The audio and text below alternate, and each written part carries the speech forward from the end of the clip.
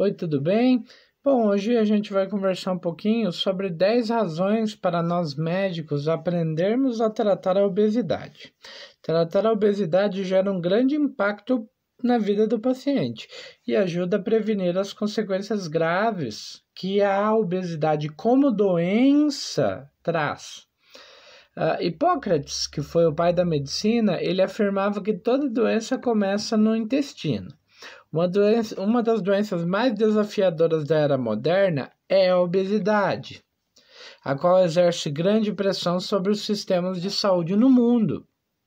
Os médicos recebem muitos pacientes com comorbidades decorrentes da obesidade, ou seja, com doenças causadas pela obesidade, tá? E, portanto, deve-se atentar ao tratamento dessa patologia, às vezes com um grupo multidisciplinar, apesar que eu acho que um clínico bem treinado maneja muito bem um caso de obesidade, tá?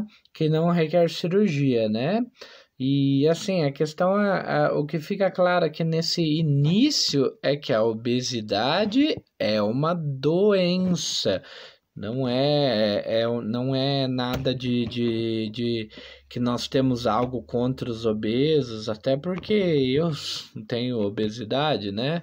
Então, assim, não trata-se disso. Desculpe a mexidinha na câmera.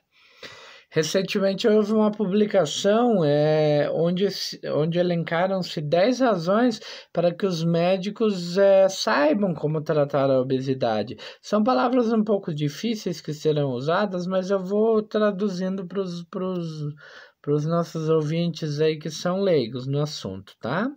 A obesidade ela é um fator de risco, só por ela existir, para diversas doenças, principalmente do trato gastrointestinal, do pâncreas e do fígado. Cita-se como exemplo a famosa gordura no fígado, né? Ou pelo nome certo dela, doença hepática gordurosa não alcoólica. Também a obesidade causa muito refluxo, doença do refluxo gastroesofágico, né? Aquela queimação, azia que a gente tem, né? Doença diverticular, quem sofre de diverticulite sabe como quando tem crise é difícil, câncer coloretal, pancreatite, inflamação do pâncreas, pedras na vesícula, doença inflamatória intestinal depois da cirurgia bariátrica e entre outras. Então a obesidade ela é responsável por isso. E aqui eu só estou falando de trato gastrointestinal, a gente não está falando a nível cardíaco ou articular, nada disso, tá? O tratamento da obesidade, a partir do momento em que os pacientes se apresentam nas clínicas médicas, tem potencial para impactar e prevenir as consequências graves da obesidade. Então, uma vez que o paciente se apresentou para consultar, existe uma alta probabilidade que esse paciente consiga, com a ajuda do médico, prevenir as consequências graves da obesidade.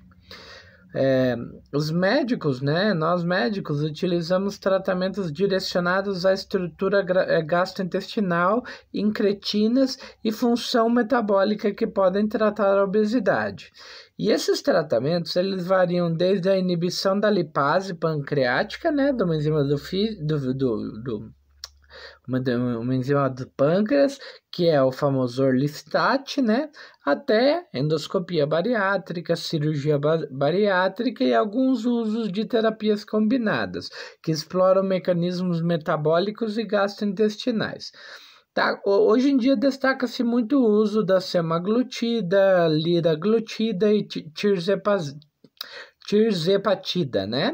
No tratamento da doença hepática gordurosa não alcoólica, ou seja, da gordura no fígado.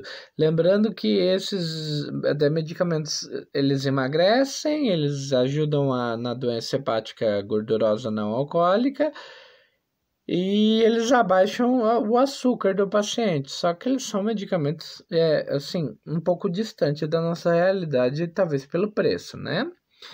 Nós médicos devemos compreender os efeitos das incretinas além do controle glicêmico, ou seja, que essas incretinas têm mais do que controle glicêmico.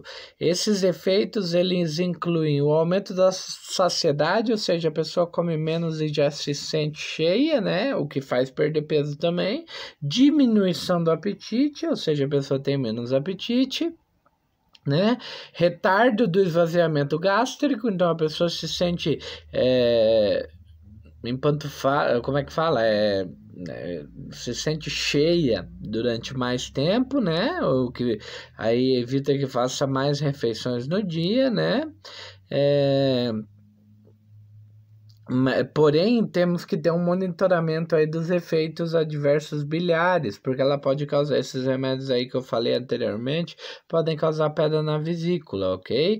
Por vezes, os médicos recebem pacientes com sintomas de azia, queimação, ou até mesmo de uma cólica biliar, da vesícula, né? Uma cólica da vesícula, porque estão tomando esses medicamentos aí que eu falei anteriormente, que principalmente é semaglutida no nosso meio, né? Tá? Uma equipe seria ideal que fosse composta uma equipe multidisciplinar, além do clínico também nutricionistas, médicos do estilo de vida, endócrinos, nutrólogos e, claro, cirurgião bariátrico, para ter um manejo a longo prazo da doença obesidade, né? A obesidade, ela pode afetar significativamente o tratamento e as complicações de doenças inflamatórias intestinais. Aumenta a probabilidade de não resposta a dessas doenças com os remédios que nós tratamos e se associa a piores resultados em pacientes com retocolite ulcerativa submetidos à cirurgia. Bom, o que quer dizer aqui? Eu simplifiquei um pouco.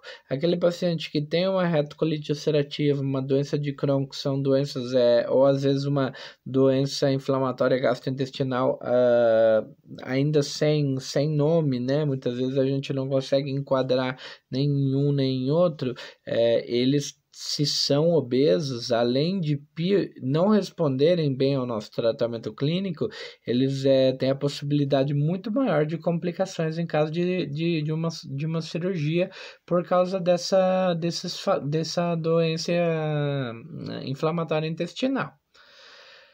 A obesidade pode afetar mais de uma doença gastrointestinal ou hepática no mesmo paciente, tá? Por exemplo, sabe-se que a gordura no fígado é a principal doença hepática nos pacientes portadores de doença inflamatória intestinal, com prevalência de 30,7%. Então, assim, 30,7% dos pacientes que têm doença inflamatória intestinal, seja Crohn, seja retocolite, seja outra coisa, são obesos e em 30% deles terão gordura no fígado. Os médicos, né, têm a oportunidade de resolver as comorbidades da obesidade, ou seja, os problemas que vêm junto com a obesidade, em pacientes pós-transplante de fígado. O que quer dizer aqui? Quando você faz um transplante de fígado, se o paciente é obeso, você pode usar um tipo de cirurgia mais simples e já fazer ali a cirurgia bariátrica para esse paciente perder peso. Isso é muito interessante para ele não judiar o fígado que está sendo doado para ele, tá bom?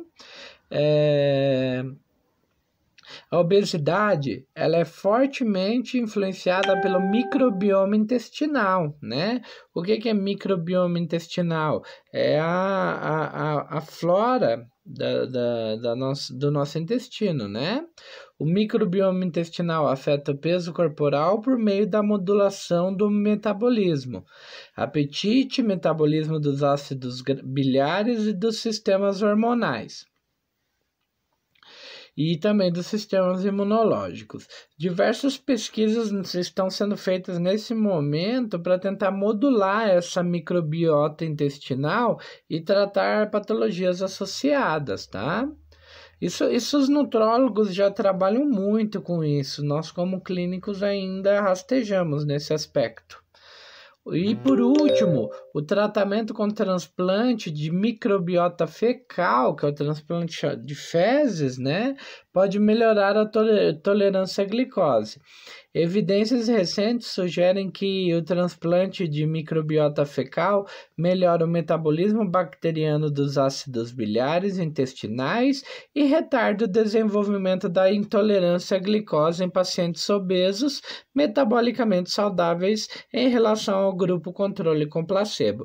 Então, assim, a intolerância à glicose aí é o primeiro sintoma que vai é a primeira coisa que vai aparecer para você se tornar diabético, né?